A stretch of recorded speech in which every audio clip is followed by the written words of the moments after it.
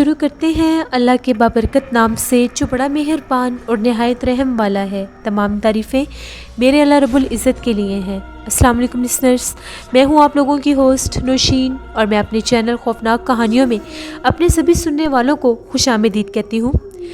Listeners, horror Urdu centre پر اتنے دنوں سے میں ناول اسی لیے شیئر نہیں کر سکی کیونکہ میں نے بہت سے ناول سرچ کیے ہیں، کچھ ناولس میرے لسنرز نے بھی مجھے بتائے تھے، میں نے ان کو بھی اسٹڈی کیا ہے، لیکن ان سب میں سے ایک ناول جو بہت ہی زیادہ ہارر ہے وہ میں آپ لوگوں کے لیے لے کر آئی ہوں۔ وہ ناول ہے مسکن، انور علیگی کا ناول ہے یہ، اور بہت زیادہ ڈراؤنا ناول ہے۔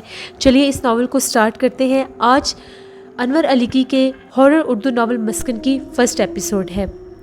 وہ اس گلی کا آخری مکان تھا۔ گلی بند تھی اور پیچھے قبرستان تھا۔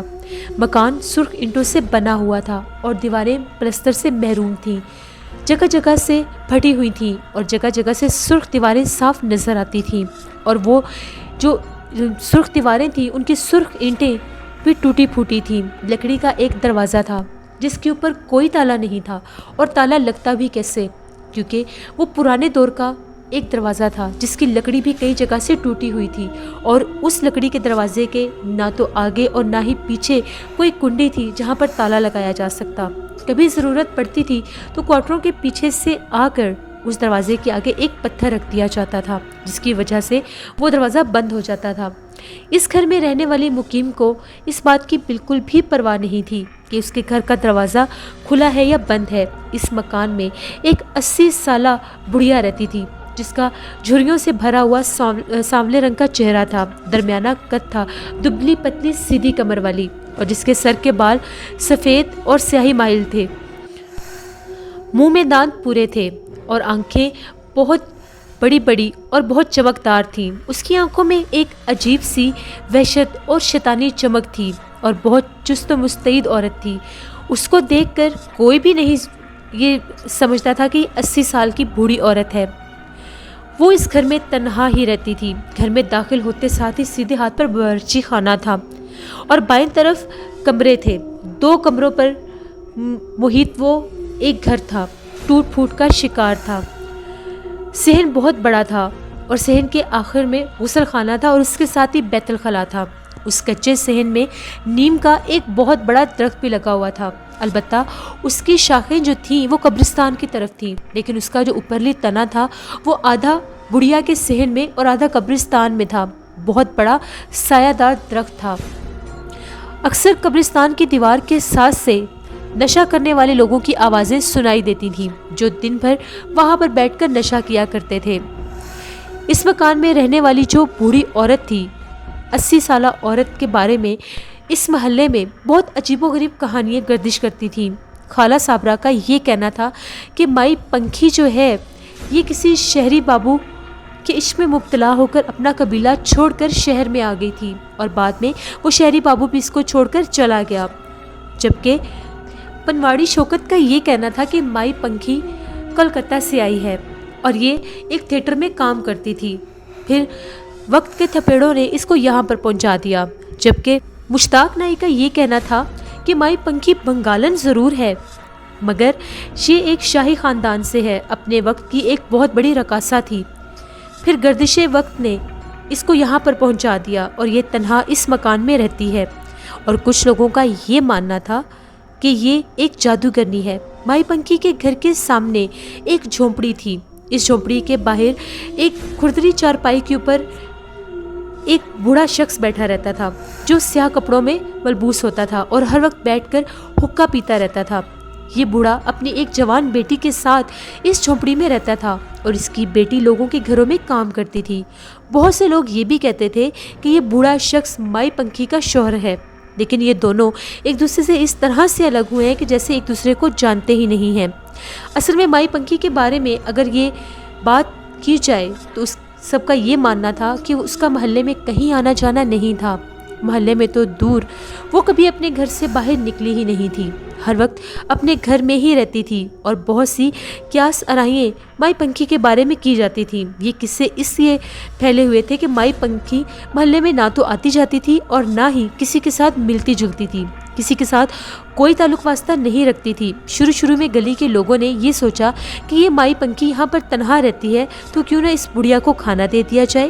تو جب کوئی کھانا لے کر جاتا تھا تو وہ یہ کہہ کر کھانا واپس بھیج دیتی تھی کہ وہ مرچیں نہیں کھاتی، اور اگر کبھی کسی نے یہ کوشش کی کہ مائی پنکھی کے گھر میں کوئی شیرینی دے کر آئے تو وہ یہ کہہ کر منع کر دیتی تھی کہ میں میٹھا بھی نہیں کھاتی تھی، جبکہ خالہ صابرہ کو بہت سا غصہ آتا تھا اور وہ یہ کہتی تھی اس منحوس بڑھیا کو زہر دے دینی چاہیے۔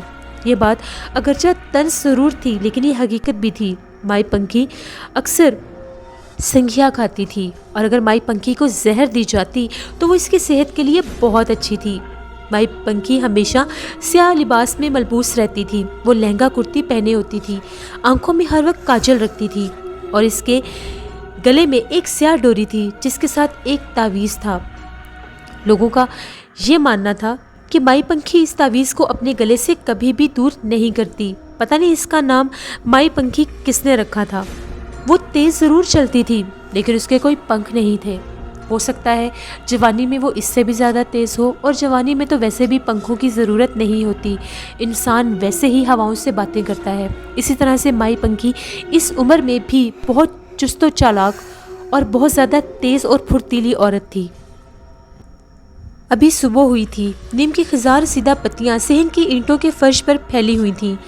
نیم کے درخت پر کووں اور چڑیوں کی کائیں نے شور مچایا ہوا تھا اور وہ مشترکہ طور پر چہچہا رہے تھے۔ کچھ کوے دیوار کی منڈیر پر ادھر ادھر پھدک رہے تھے۔ ایک سفید بلی اچانک دیوار پر نمودار ہوئی۔ بلی کو دیکھتے ہی کوے اور چڑیوں نے اڑنے کی کوشش کی اپنی جان بچانے کے لیے، لیکن بلی نے بہت پھرتی کے ساتھ ایک کوے کو دبوچ لیا اور اپنے منہ میں لے لیا۔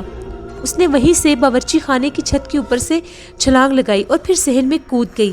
مائی پنکھی چولہے کے سامنے پیڑھی پر بیٹھی ہوئی تھی۔ چولہے پر لکڑیاں جل رہی تھیں اور ایک مٹی کی بڑی ہنڈیا شعلوں پر رکھی ہوئی تھی۔ ہنڈیا میں سیاہ محلول ابل رہا تھا۔ مائی پنکھی نے بلی کو دیکھا اور باورچی خانے میں داخل ہو رہی تھی۔ اوہو، تم بھی آ گئی، مائی پنکھی نے اس کی طرف ہاتھ بڑھاتے ہوئے کہا۔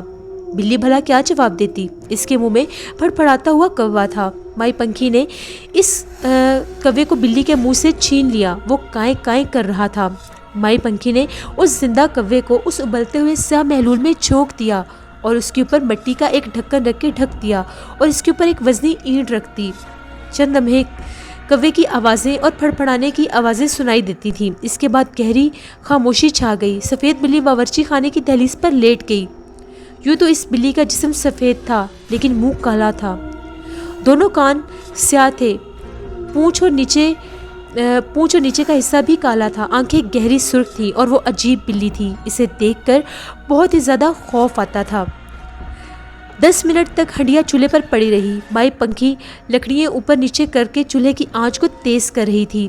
اس کے بعد اس نے ڈھکن کے اوپر سے اینٹ اٹھا کر ہنڈیا کو نیچے اٹھا کر رکھا اور جلتی ہوئی ہنڈیا بغیر کسی کپڑے سے اپنے ہاتھوں سے پکڑ لی اور نیچے اتار دی۔ ہنڈیا سامنے رکھ کر ڈھکن اٹھایا، یکدم بھاپ کا ایک شدید بھپکا نکلا۔ مائی پنکھی کے چہرے پر اطمینان پھیل گیا۔ اس نے مسکرا کر گہری نظروں سے کالے منہ والی سفید بلی کو دیکھا۔ بلی اس کا اشارہ سمجھتے ہوئے دروازے سے اٹھی اور اس نے اپنے اگلے پاؤں پھیلائے اور انگڑائی لیتی ہوئی باورچی خانے سے باہر نکل گئی۔ مائی پنکھی نے کھولتے سیاہ محلول کو اپنے ہاتھوں سے اپنے ہاتھوں سے اس کوے کو باہر نکالا اور کچھ دیر کے لیے اس کو ہنڈیا کے اوپر ہی رکھا جب تک اس کے اندر سے سارا محلول نہیں ٹپک گیا۔ مائی پنکھی نے اس کو اوپر ہی رکھا اور پھر اٹھی اور اس کوے کو باہر لے کر آئی۔ جیسے ہی صحن سے باہر آئی تو آسمان کی طرف دیکھ کر زور سے بولی، لے گا، اور ساتھ ہی اس نے اس مرے ہوئے کوے کو جب ہوا میں اچھالا تو کوا ایک دم سے غائب ہو گیا۔ ایسے محسوس ہو رہا تھا کہ جیسے کسی نادیدہ چیز نے اس کو لپک کر پکڑ لیا ہو۔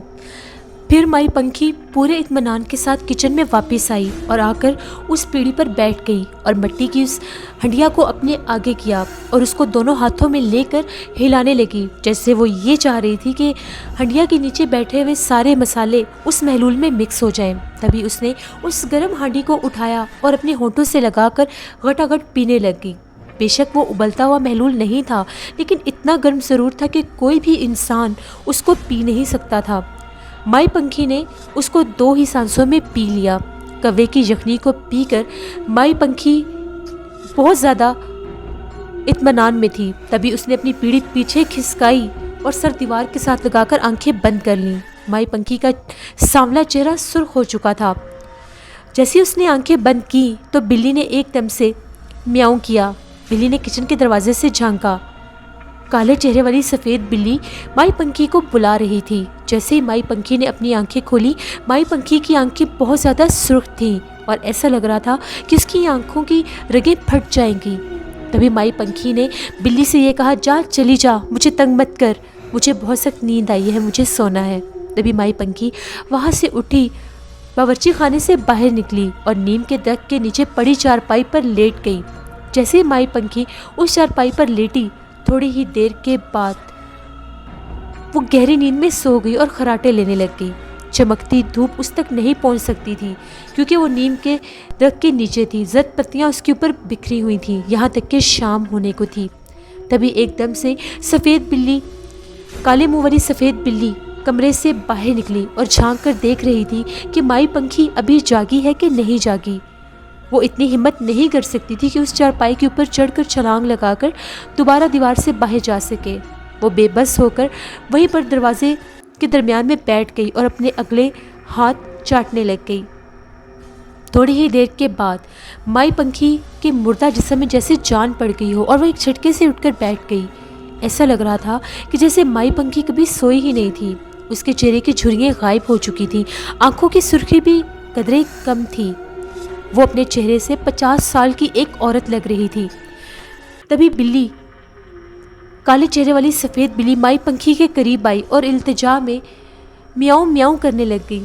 تبھی مائی پنکھی نے اس کی طرف دیکھا اور یہ کہنے لگی، چل ٹھیک ہے، جا کمرے میں جا، میں آتی ہوں۔ تبھی مائی پنکھی اٹھی اور نلکے کی طرف بڑھ گئی۔ نلکے کے چاروں طرف 4 فٹ کی ایک منڈیر تھی، وہاں پر اس نے بالٹی میں رکھے ڈونگے میں پانی بھرا اور اپنے چہرے پر چھینٹے مارنے لگ گئی اور چلتی ہوئی کمرے میں داخل ہو گئی۔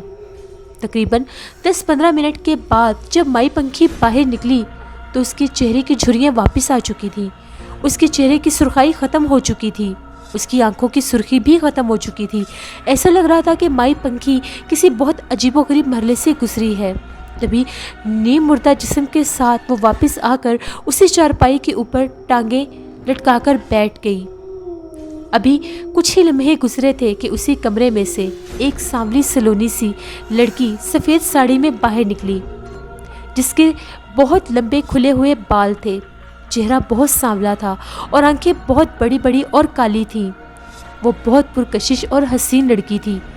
تبھی وہ آرام سے چلتی چلتی مائی پنکھی کے پاس آئی اور اس کے پیروں میں بیٹھ گئی۔ مائی پنکھی نے بالکل بھی توجہ نہیں کی کہ وہ کمرے سے باہر نکل کر آئی ہے اور اس کے پیروں میں بیٹھ گئی ہے۔ تبھی اس لڑکی نے مائی پنکھی کی ایک سوکھی ٹانگ اپنی طرف کھینچی اور اس کو دبانے لگ گئی۔ اس سانولی لڑکی نے مائی پنکھی کے ٹانگیں دباتے ہوئے پوچھا، اماں، میری پیاری اماں، میں کون ہوں؟ تبھی مائی پنکھی نے اسے یہ کہا کہ تجھے تیرا نام بتاؤں یا تیری اوقات؟ تبھی اس سانولی لڑکی نے یہ کہا، اماں، نام تو میں جانتی ہوں، میرا نام انارا ہے اور تو مجھے انجو کہتی ہے۔ چل آج تو مجھے میری اوقات ہی بتا دے۔ تیری اوقات؟ ہاں تجھے ضرور بتاؤں گی، تو جنم جلی ہے۔ تبھی اس نے ایک دم سے دوبارہ پوچھا، اماں میں کیوں ہوں جنم جلی؟ تو مجھے جنم جلی کیوں کہتے ہو؟ ہاں ہاں تو جنم جلی ہے، ابھاگن ہے تو۔ مجھے کس نے ابھاگن بنایا ہے؟ میں نے تجھے ابھاگن نہیں بنایا، تجھے ابھاگن جنم جلی تیرے کرموں نے بنایا ہے۔ اماں تو مجھے جنم جلی کیوں کہتی ہے؟ دیکھ انجو، مجھے تنگ نہ کر۔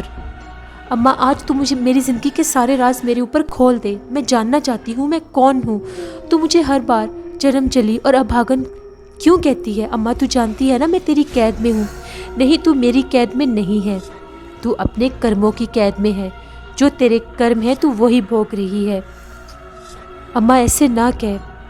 تبھی مائی پنکھی نے انارا کو ٹالنے کی کوشش کی، لیکن انارا آج ٹلنے والی نہیں تھی۔ انارا بار بار کہہ رہی تھی، میری پیاری اماں، مجھے بتانا میں کون ہوں، تو مجھے کیوں جنم جلی کہتی ہے؟ دیکھ انجو مجھے تنگ نہ کر، کچھ دیر صبر کر، وہ آئے گا، وہ ضرور آئے گا۔ وہ آ کر کیا کر لے گا؟ وہ کب آئے گا؟ تجھے کہا نا وہ جلدی آئے گا، وہ آ کر تیرے بھاگ جگائے گا۔ بھلا مجھے ابھاگن کے بھاگ کوئی کیوں جگائے گا؟ بس سادہ سوال نہ کر، تجھے کہا نا وہ جلدی آئے گا اور تیرے بھاگ جگائے گا۔ انارا نے پریشانی کے عالم میں مائی پنکھی کے گھٹنوں پر اپنا سر رکھ دیا۔